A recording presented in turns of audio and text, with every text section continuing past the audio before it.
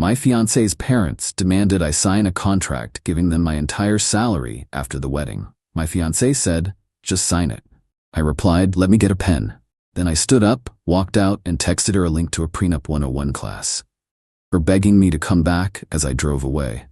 I, 30 male, am, or rather was, engaged to Bianca, 28. We've been together for 3 years, and the wedding was supposed to be in 6 months.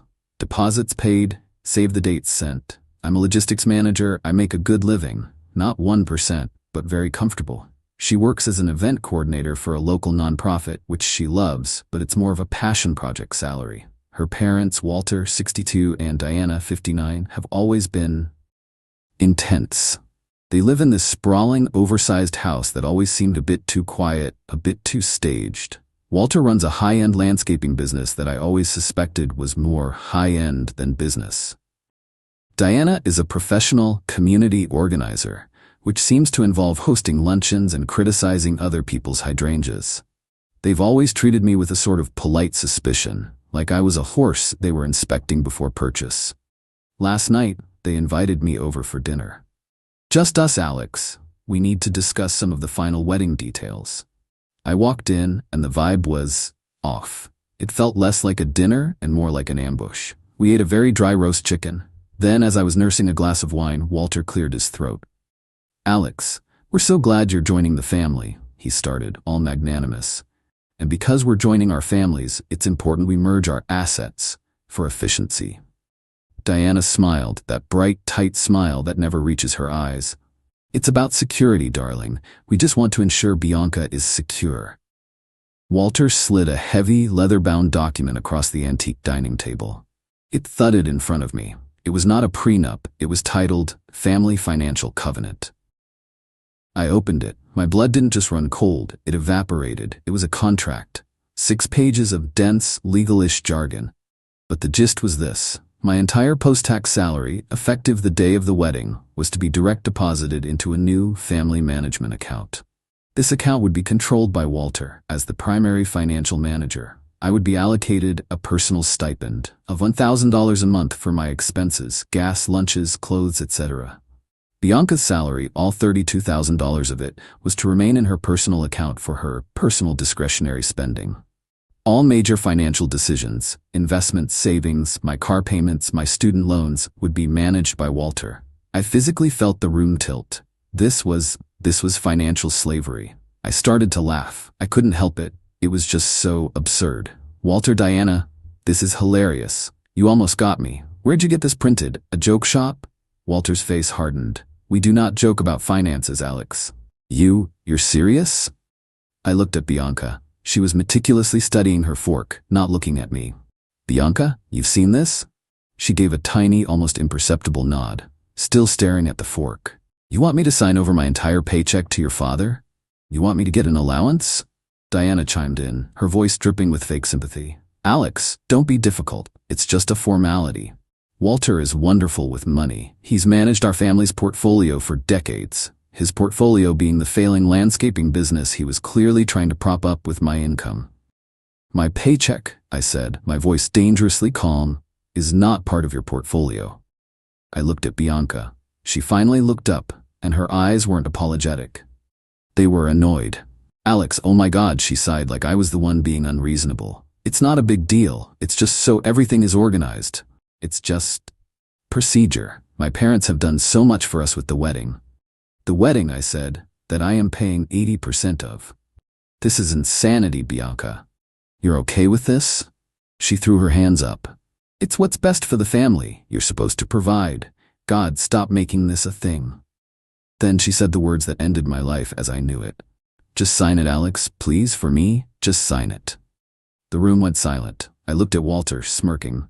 At Diana, looking at me like I was a stubborn toddler. At Bianca, my fiancée who had just tried to sell me into bondage for what, a lifetime supply of new shoes? I smiled, a big, wide, friendly smile. "You know what, B? You're right. It's not a big deal. Silly me, making a thing." They all visibly relaxed. Walter leaned back, triumphant. "Let me get a pen," I said, standing up. "Wonderful, son." Walter boomed. "I knew you'd understand," Bianca said, smiling with relief. I patted my jacket pocket. "Ah, shoot. I must have left my good pen in the car. Be right back. I walked out of the dining room. I walked down their marble-floored hallway.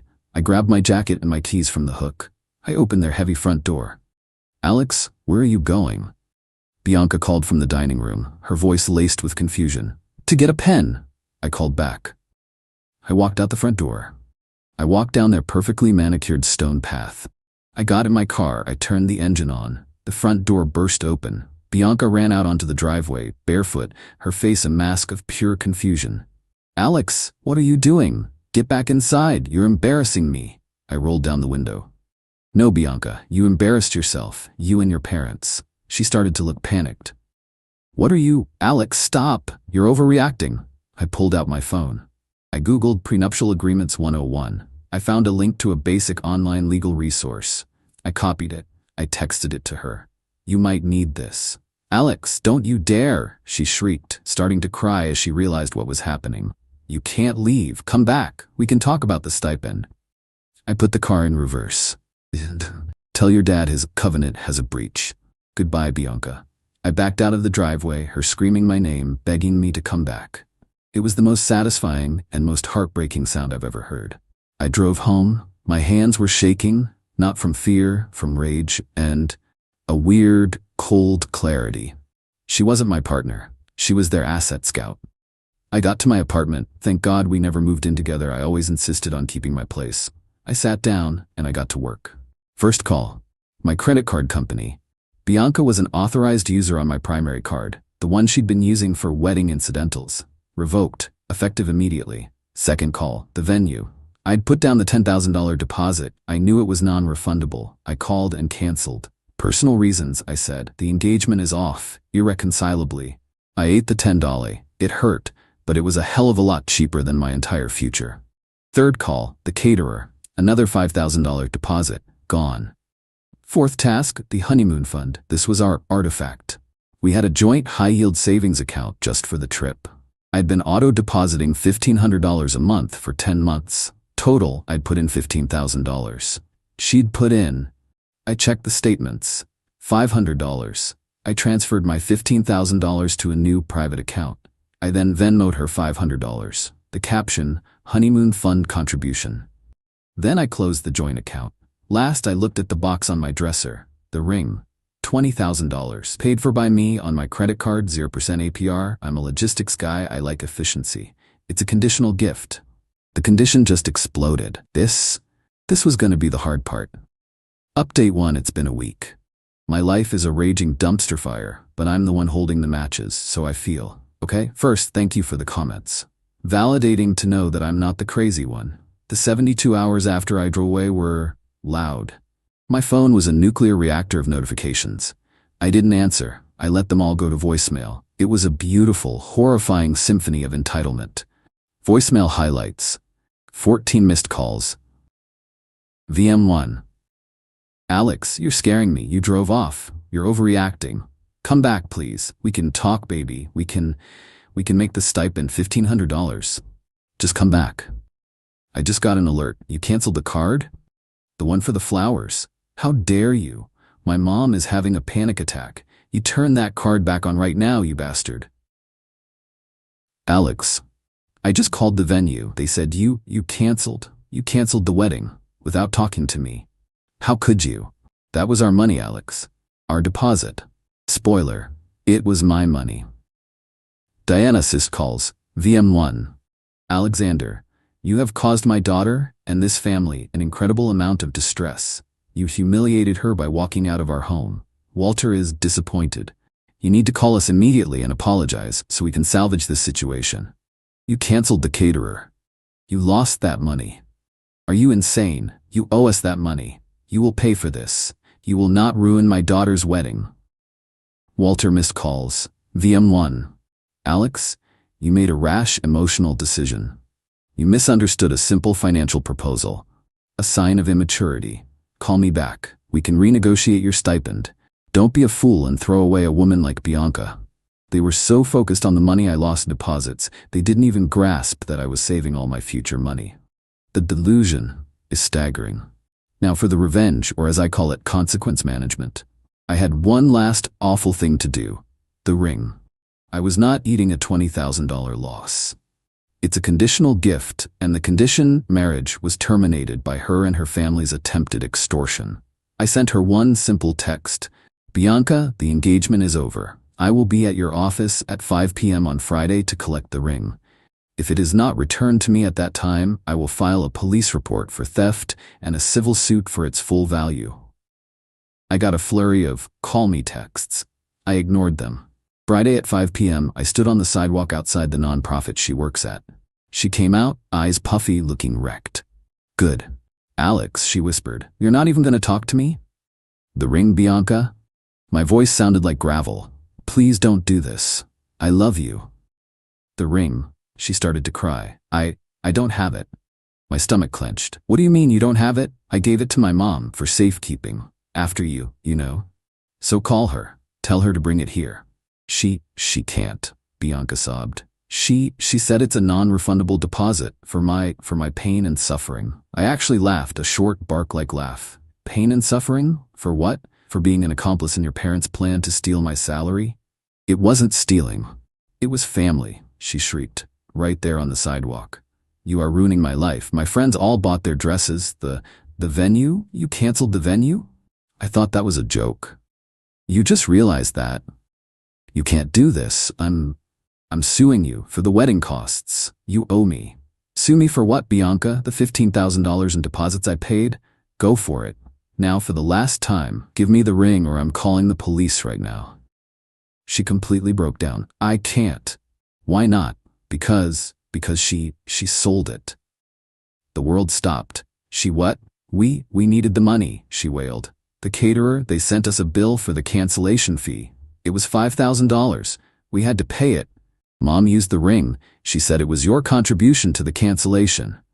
They sold a $20,000 ring to pay a $5,000 cancellation fee. No, that's not what happened. They sold a $20,000 ring because they're broke and they're thieves. The cancellation fee was just a convenient excuse. I just stared at her. The woman I was going to marry. A common thief. Okay, I said, pulling out my phone. What are you doing? I'm filing the police report and a civil suit against you, your mother, and your father for the full value of the ring. You just admitted to converting my property. No, Alex, wait, please, I'll get it back. I'll get the money. Please don't do this. She actually grabbed my arm. I shook it off. Get the money for the judge, Bianca. I turned and walked away, her screaming, I love you. You're destroying my life at my back. I'm now out $15 in deposits and a $20 ring. This is no longer about a broken heart. It's about recovery. My lawyer is thrilled. Final update. It's been 4 months.